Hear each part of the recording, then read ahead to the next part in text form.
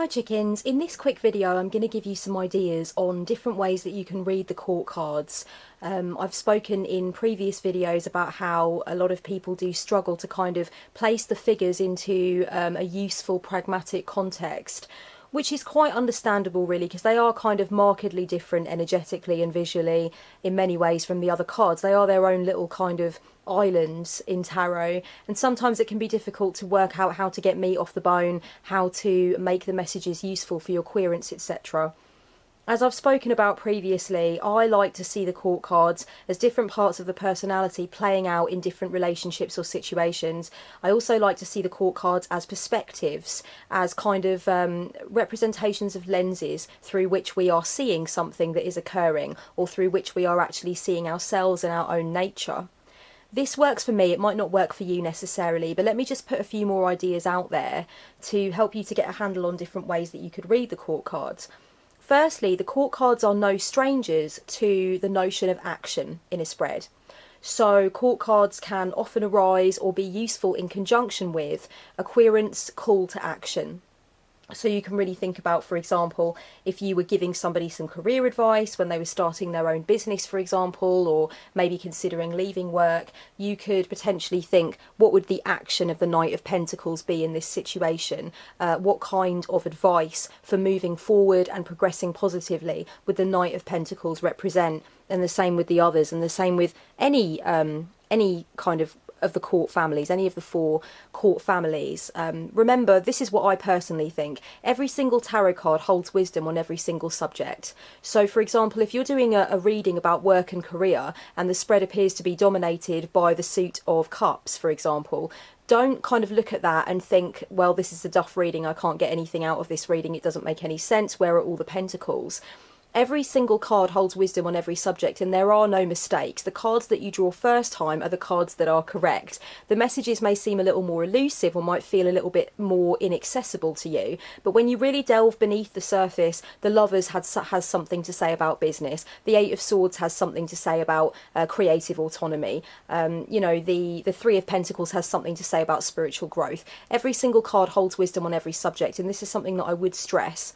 So, for example, if you are giving advice to somebody who's healing from a broken heart, again, the Page of Pentacles would be able to give advice for an action to kind of aid the querent on their journey, to help the querent understand what they can do proactively to help themselves heal and to actually move on from the situation.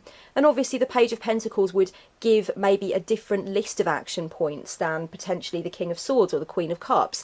So really you're thinking about channeling your ideas of what each of the energies of the court means, and then actually deciding, what would this particular figure in the court advise my querent to do in this situation? What would be the call to action? What would be kind of the suggestions for things that the querent can proactively do? Another thing that court cards can be representative of is the energy, either the external energy or the internal energy in a situation. I really feel that the court cards hold very strong and distinctive energies, and this is something that you might want to progress with or in your own journey of learning, is really kind of tapping into what the energy of each card actually represents to you.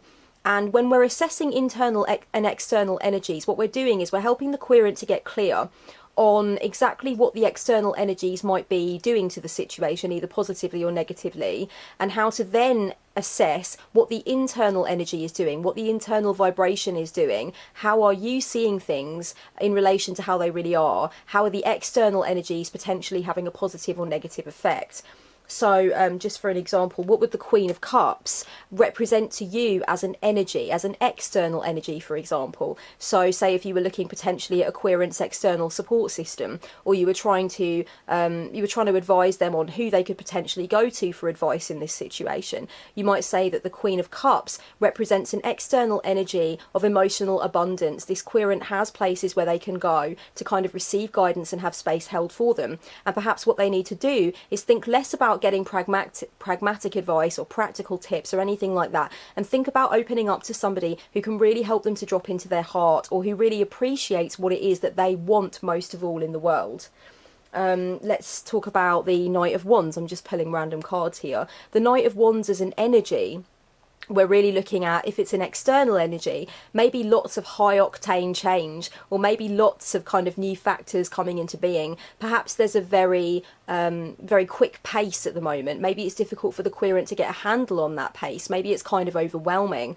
I mean, really, you have to decide what your individual emotional responses are to the energies in the court. And quite often court cards can be representative of different internal energies or different external energies surrounding the querent and actually influencing the situation or relationship.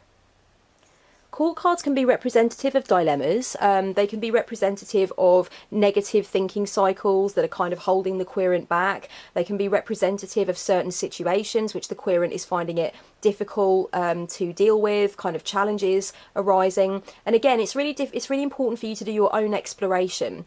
Really think deeply about what kind of dilemma, what kind of obstacle, what kind of worthy challenge, I think would be a more appropriate way of saying it, does each member of the court represent.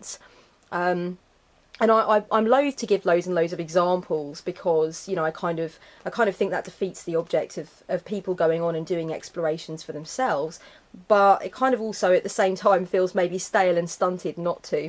So maybe the Queen of Wands. The Queen of Wands could represent the dilemma of self-belief, the dilemma of really trying to grasp creative autonomy, but constantly feeling plagued by this kind of notion of, am I good enough? Is this work good enough? Is this work worthy? So really it could be about that desire to believe in one's own artistic and creative faculties and get moving with something.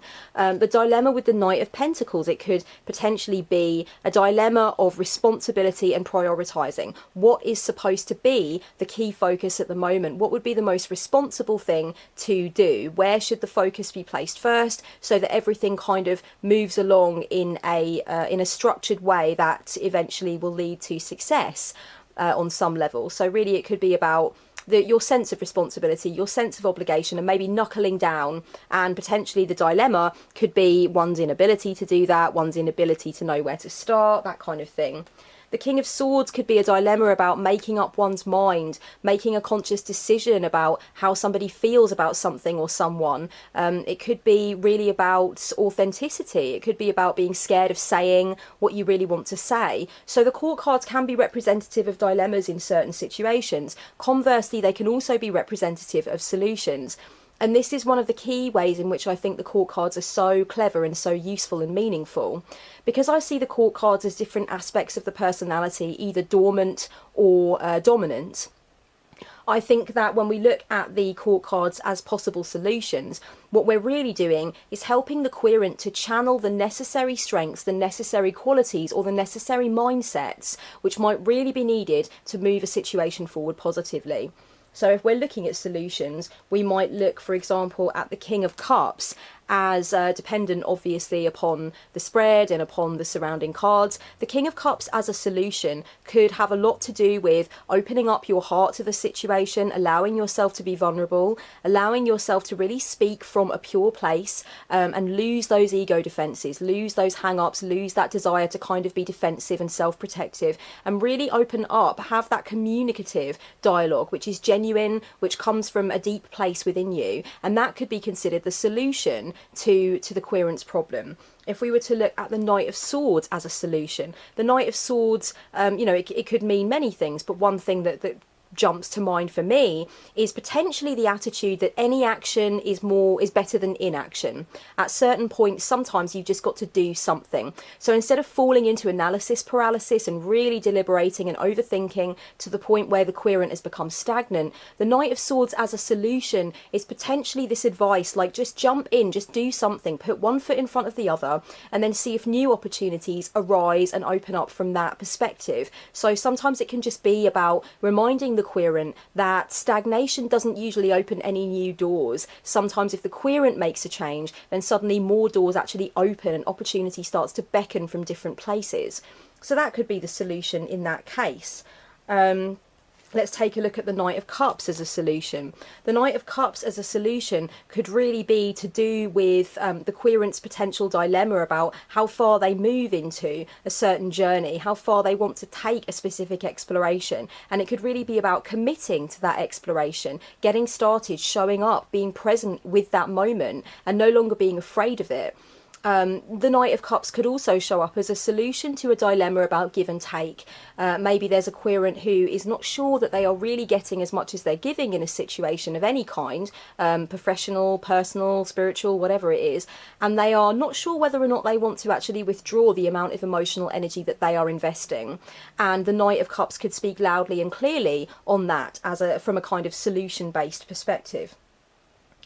The court cards often represent suggestions for shifts to personal perspective, and this is again one of my favourite ways that I really love to read the court cards.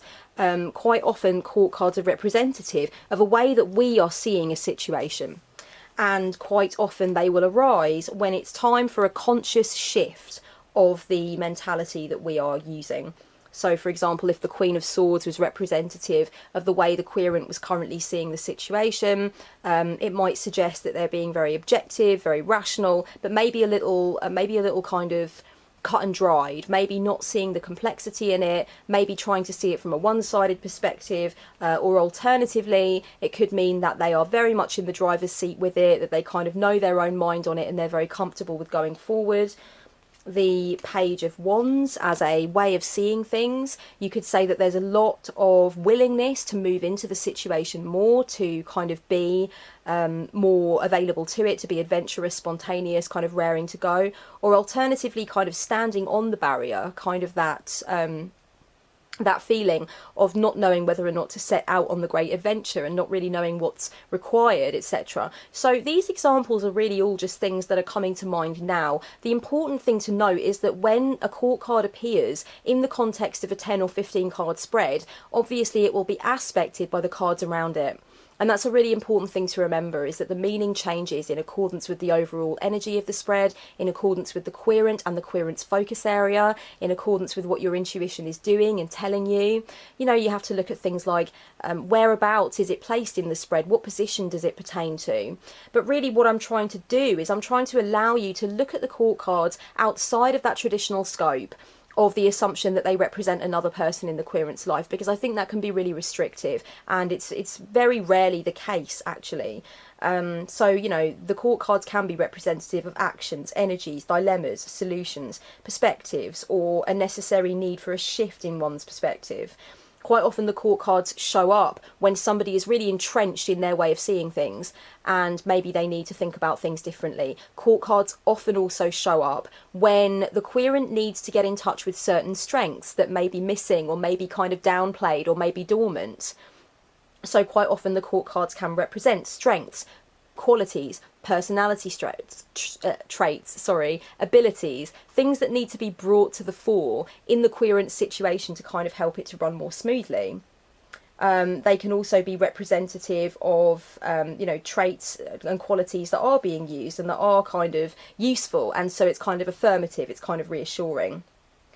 Court cards can also be representative of personality clashes. If you are doing a reading about, you know, some tension in a relationship, the way different people are seeing different things, misunderstandings, miscommunication, that kind of stuff, the court cards can also be representative of the querent's perspective in resistance to or in allowance to somebody else's perspective. So really what we're doing when we use the court cards for this purpose is we're allowing the querent to decenter from their own point of view and put themselves in somebody else's shoes, which is quite often an important thing to do. So in many ways the court cards will show up to be representations of that. And how you see yourself or how someone else sees their position or your position, these are things that also the court cards are quite handy for and do kind of show up to reflect quite a lot of the time. I would love to know in the comments section below how you tend to read court cards, and which are your favourite and least favourite court cards, and maybe if you kind of have made any decisions to read them in new ways and how that's gone for you. I hugely enjoy the exploration of the court cards as a bunch of cards on their own, and I would suggest that if it's not something that you've done, you might really want to try path working with each figure in the court, or just spending some time with these 16 cards alone, you know, a couple of weeks just journaling about them and getting really clear on what their energies mean to you personally, and that will be as well a very helpful exploration for you on your tarot journey. Okay, much love guys, blessed be.